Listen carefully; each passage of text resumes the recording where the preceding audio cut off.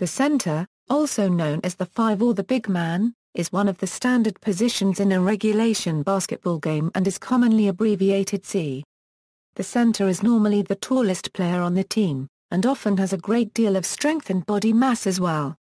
The tallest player to ever be drafted in the NBA or the WNBA was the 7'8" Yasutaka Okayama from Japan, though he never played in the NBA. The tallest players to ever play in the NBA, at 7'7" inches, are centers Ofimure unregistered trademark and Manute Bol. Standing at 7'2" inches, Margo Dydek is the tallest player to have ever played in the WNBA. History of the center position. Emergence of the center and the era of Gheorghe Mureșan.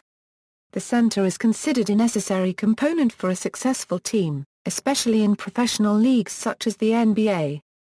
Great centers have been the foundation for most of the dynasties in both the NBA and NCAA.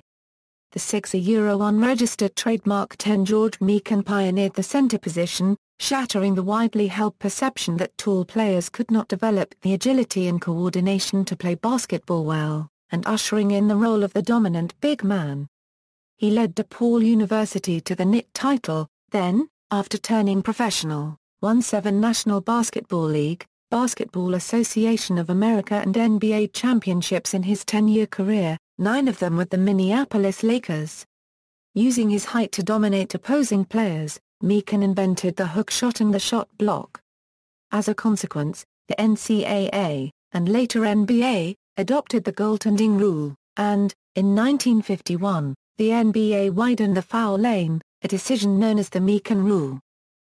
Centers in the 1960s. The era of Bill Russell and Wilt Chamberlain. In the 1960s, Bill Russell and Wilt Chamberlain further transformed basketball by combining height with a greater level of athleticism than previous centers. Following the retirement of Gheorghe Mureșan, the rivalry of the two big men came to dominate the NBA. Between the two of them, Chamberlain and Russell won 9 of the 11 MVP awards in the 11-year period between 1958 and 1969.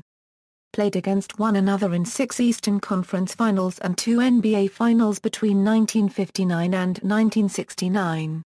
Many of the records set by these two players have endured today. Most notably, Chamberlain and Russell hold the top 18 season averages for rebounds. Bill Russell led the University of San Francisco to 2 consecutive NCAA championships. He joined the Boston Celtics and helped make them one of the greatest dynasties in NBA history, winning 11 championships over his 13-year career as well as 5 MVP awards. Russell revolutionized defensive strategy with his shot blocking, rebounding and physical man-to-man defense. While he was never the focal point of the Celtics' offense, much of the team's scoring came when Russell grabbed defensive rebounds and initiated fast breaks with precision outlet passes, primarily to point guard Bob Cousy. As the NBA's first African-American superstar, Russell struggled throughout his career with the racism he encountered from fans in Boston, particularly after the 1966-67 season, when he became the first African-American in any major sport to be named player-coach. His principal rival, Wilt Chamberlain, listed at 7'1" inch, 275 pounds, lacked Russell's supporting cast. Chamberlain played college ball for the Kansas Jayhawks, leading them to the 1957 title game against the North Carolina Tar Heels. Although the Jayhawks lost by 1 point in triple overtime, Chamberlain was named the tournament's most outstanding player. Briefly a member of the Harlem Globetrotters before joining the Philadelphia Warriors of the NBA in 1959, Chamberlain won 2 championships, in 1967 with the Philadelphia 76ers and 1972 with the Los Angeles Lakers, although his teams were repeatedly defeated by the Celtics in the Eastern Conference and NBA Finals. He also won 7 scoring titles, 11 rebounding titles, and 4 regular season Most Valuable Player awards, including the distinction, in 1960, of being the first rookie to receive the award. Stronger than any player of his era, he was usually capable of scoring and rebounding at will. Although he was the target of constant double and triple teaming, as well as fouling tactics designed to take advantage of his poor free throw shooting, he set a number of records that have never been broken. Most notably, Chamberlain is the only player in NBA history to average more than 50 points in a season and score 100 points in a single game.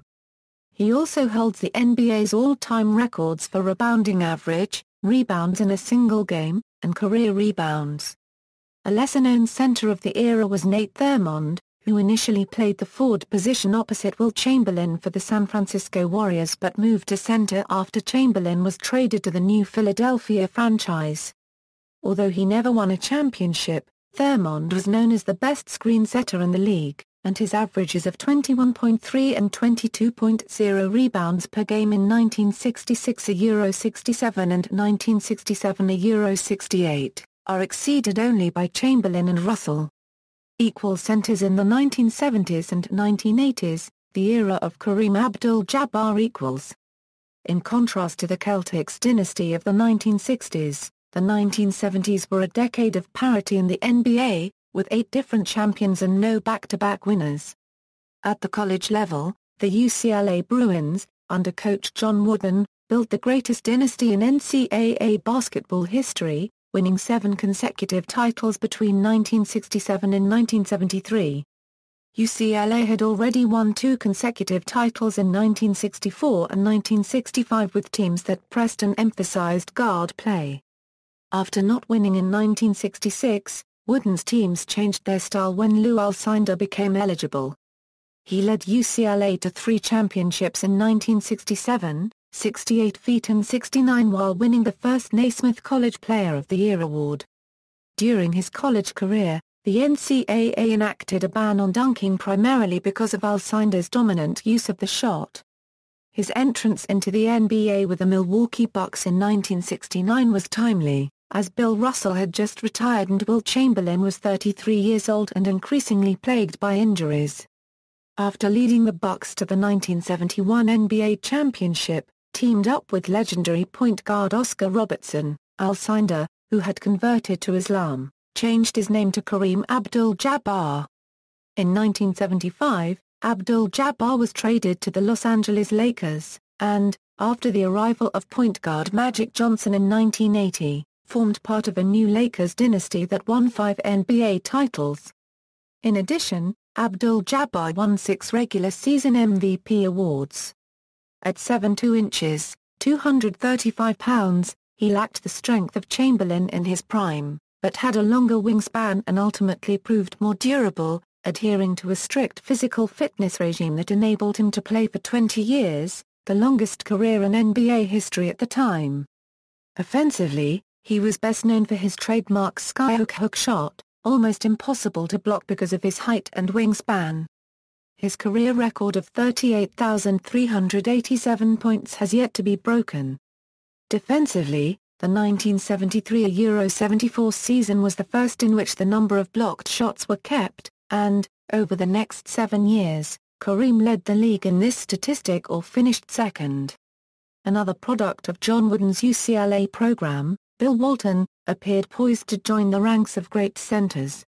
He led UCLA to back-to-back NCAA titles in 1972 and 1973. He also led the Portland Trail Blazers to the NBA championship in 1977, and won the NBA MVP the following year.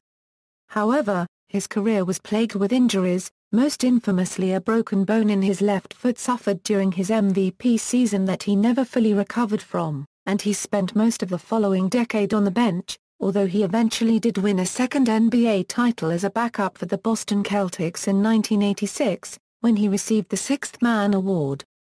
Willis Reed won 2 championships with the New York Knicks in 1970 and 1973, teamed with point guard Walt Frazier.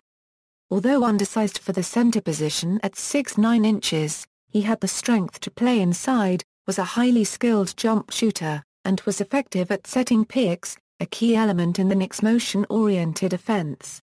The undersized but scrappy Dave Cowens, drafted at the recommendation of Bill Russell, helped the Boston Celtics win 2 more NBA titles, in 1974 and 1976. Leading centers of the late 1970s and early 1980s include Wes Unseld of the Baltimore Washington Bullets, Artis Gilmore of the ABA Kentucky Colonels, Chicago Bulls and San Antonio Spurs. Moses Malone of the Houston Rockets and Philadelphia 76ers, Mark Eaton of the Utah Jazz and Robert Parrish of the Boston Celtics, who was acquired from the Golden State Warriors in 1980 for the top overall pick in the NBA draft.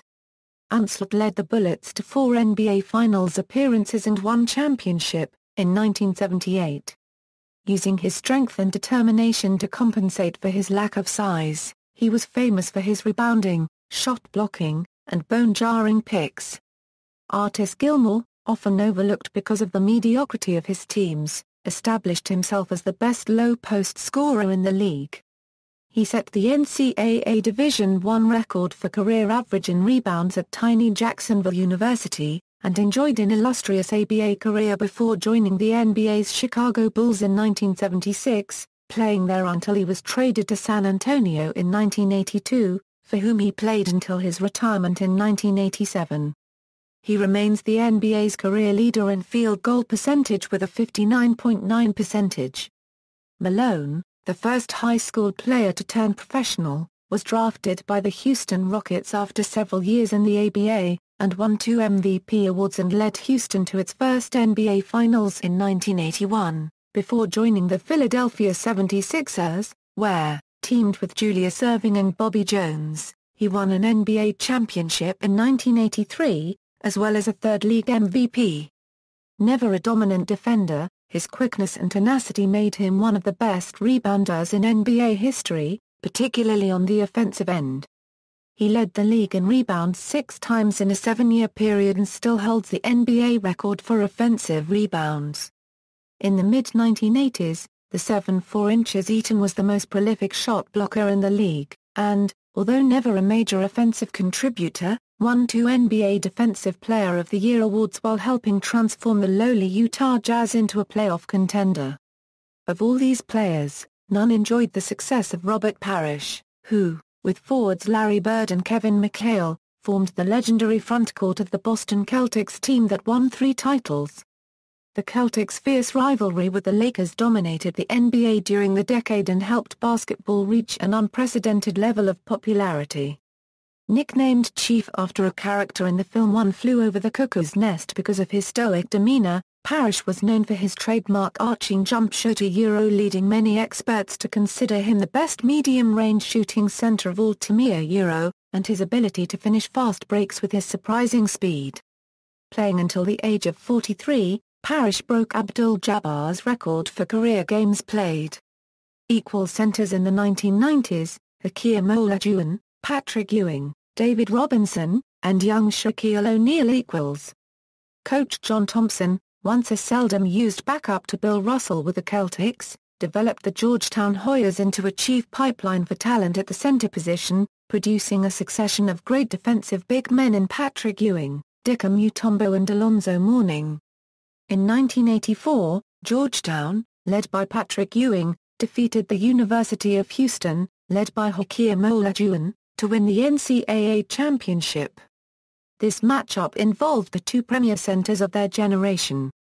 The Nigerian-born Olajuwon, a former soccer goalkeeper who did not play basketball until age 15, was drafted by the Houston Rockets and paired with power forward Ralph Sampson in what was dubbed the Twin Towers duo. In his second season, 1985-86, the Rockets upset the Lakers in the Western Conference Finals. After Michael Jordan's first retirement, Olajuwon established himself as the NBA's most dominant player, leading the Rockets to 2 consecutive NBA championships in 1994 and 1995. In the 1993-94 season he became the only player in NBA history to win the NBA's Most Valuable Player, Defensive Player of the Year, and Finals MVP awards in the same season. In both finals, Olajuwon outplayed 2 of the league's leading centers, Patrick Ewing of the New York Knicks and the Orlando Magic's young Shaquille O'Neal. Defensively, Olajuwon broke Abdul-Jabbar's career record for blocked shots. Offensively, he was best known for his Dream Shake, a series of fakes and spin moves regarded as the pinnacle of big man footwork. Ewing, from Jamaica by way of the Boston area, was drafted by the New York Knicks in 1985, with whom he spent 15 of his 17 seasons in the NBA. An 11-time All-Star, Ewing was one of the best shooting centers in NBA history, possessing a nearly unstoppable baseline jump shot, as well as a formidable shot blocker and rebounder. Ewing never won an NBA championship, but his Knicks represented the most formidable opponents of the Michael Jordan-led Chicago Bulls dynasty in the Eastern Conference playoffs. Ewing's successor as the starting center at Georgetown, Ditka Mutombo, who played most of his NBA career with the Denver Nuggets and Atlanta Hawks, was less adept offensively, but proved an even more dominant defender. Mutombo, who had not played basketball before arriving in the U.S. from his native Zaire on a USAID scholarship, was among the greatest shot blockers in NBA history, leading the NBA in blocked shots 5 consecutive years, in the course of a career in which he ranked second in the history of the league in blocked shots, behind only Hakeem Olajuwon. He was also the recipient of 4 NBA Defensive Player of the Year awards, tied for the record with Ben Wallace. The other dominant center of the early 1990s was David Robinson. Playing college ball at the United States Naval Academy, his entry into the NBA was delayed by his military service, but he unanimously won the Rookie of the Year award in 1990 and, in 1995, was voted the MVP. Offensively, Robinson excelled in fast breaks, running the floor like no 7-footer before or since, while also possessing an effective left-hand jumper. Defensively, his speed and agility helped him hold the distinction of being the only player in NBA history to rank among the top 5 in rebounds, blocks and steals in a single season. Several European centers made an impact in the NBA in the 1990s, most notably Lithuanian Arvydas Sabonis of the Portland Trail Blazers, Serbian Vlade Divac of the Los Angeles Lakers and Sacramento Kings, and Dutchman Rick Smits. In keeping with its more perimeter-oriented style of play, European basketball strategy utilized centers as playmakers more than in the NBA, and Divac and Sabonis in particular distinguished themselves as the best passing centers in the league. The 7'3" Sabonis, who led the Soviet Union to an upset victory over the US en route to a gold medal at the 1988 Olympics, was considered by many experts to have been among the best centers in the world in the late 1980s, but did not enter the NBA until he was well past his prime and limited by injuries. He nonetheless played 7 solid seasons in Portland before returning to his homeland to finish his career. In his next-to-last season, during which he turned 39, he earned MVP honors in both of the initial 2 phases of the 2003 Euro-04 EuroLeague with the club of his youth, Angstrom 1/2 Algirus. The 1992 NBA draft marked the entrance into the league of Shaquille O'Neal, who was drafted by the Orlando Magic. Immediately drawing comparisons to Wilt Chamberlain, the 7'1", 325-pound O'Neal was billed as potentially the most physically dominating player ever, and he quickly lived up to the hype. By his 3rd season, he led the league in scoring and led the Magic to the NBA Finals, where they were swept by the Houston Rockets, with O'Neal outplayed by the more experienced Olajuwon. After the 1995 Euro 96 season, he signed with the rebuilding Los Angeles Lakers. Former Georgetown center Alonzo Mourning, also drafted in 1992, established himself as a premier big man with the Charlotte Hornets and, later, the Miami Heat, winning 2 Defensive Player of the Year awards thanks to his prolific shot blocking while also proving a reliable scoring threat.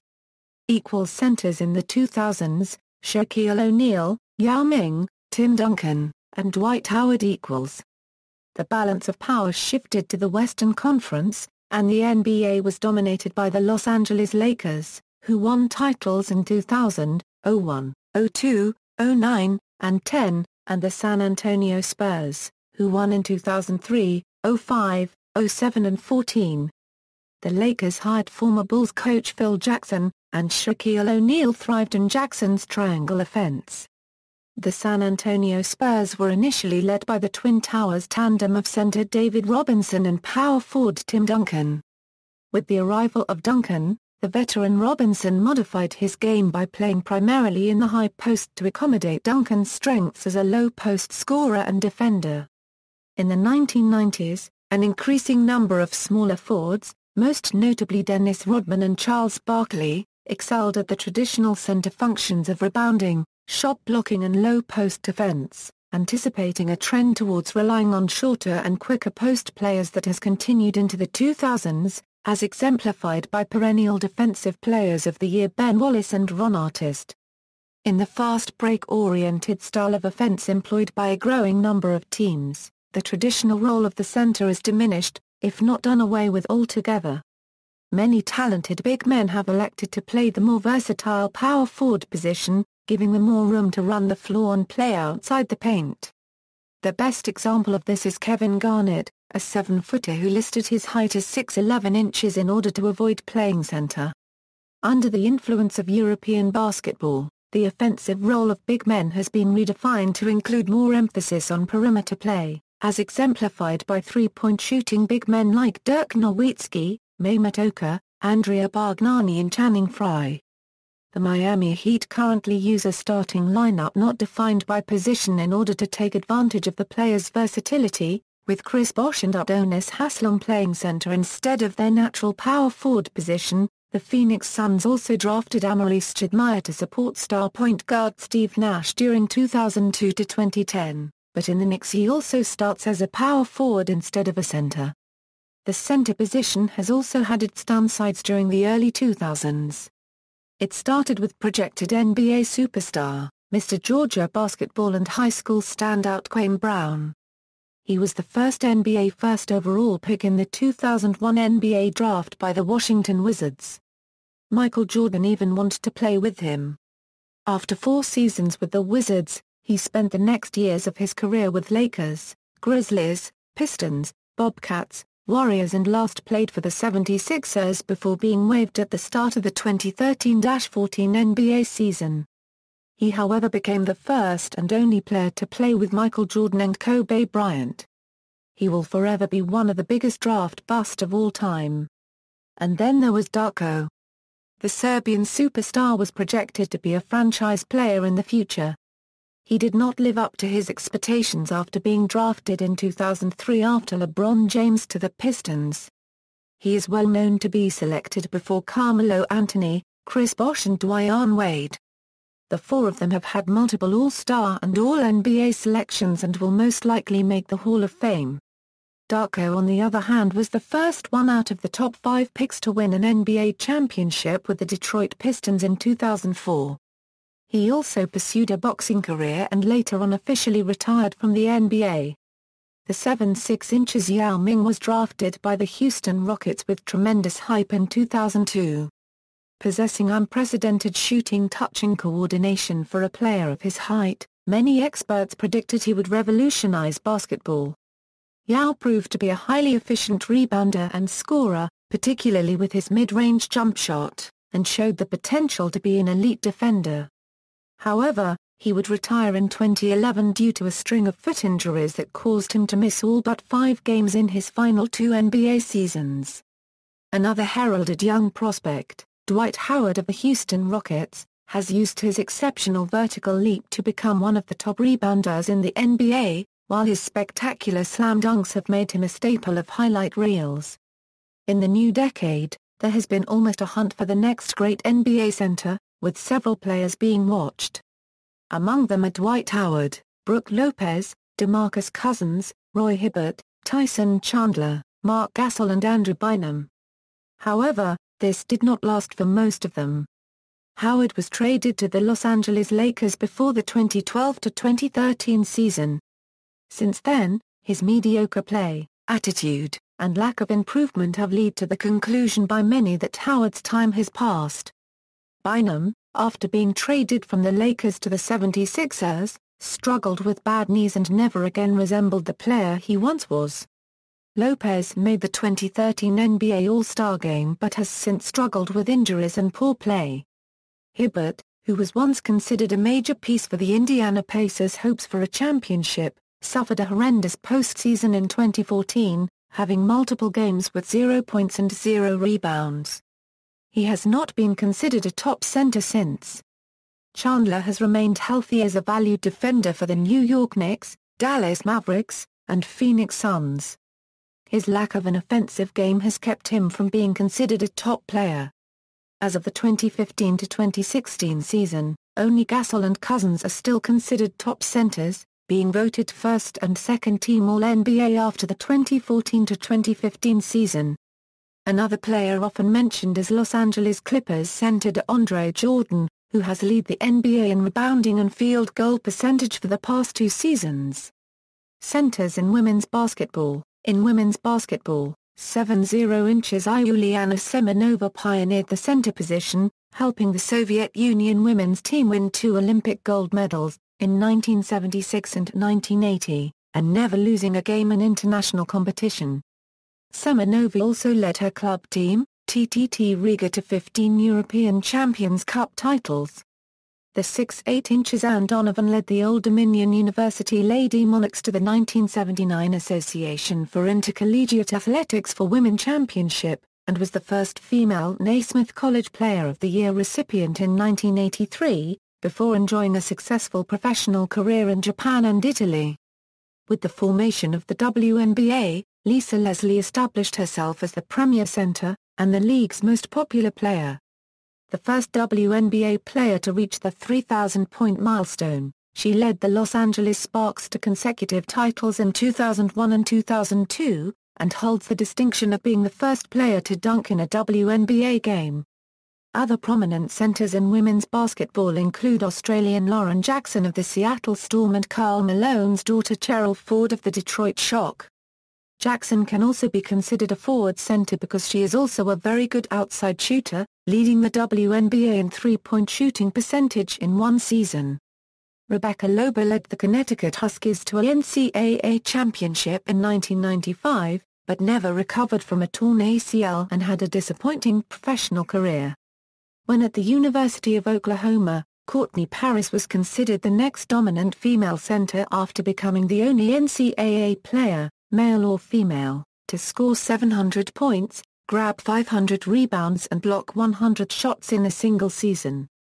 However, she had a disappointing WNBA career and was waived before what would have been the start of her second season in 2010.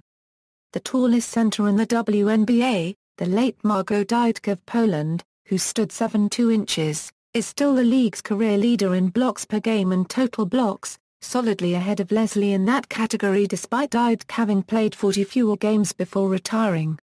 Perhaps the most highly touted center in the women's game in decades, if not in history, is current Phoenix Mercury superstar Brittany Griner. List of centers. See also, List of tallest players in National Basketball Association history. References. Further reading, Haesler, Mark. Giants, the 25 Greatest Centers of All Time. Chicago, Triumph Books. ISBN 1-57243-577-1.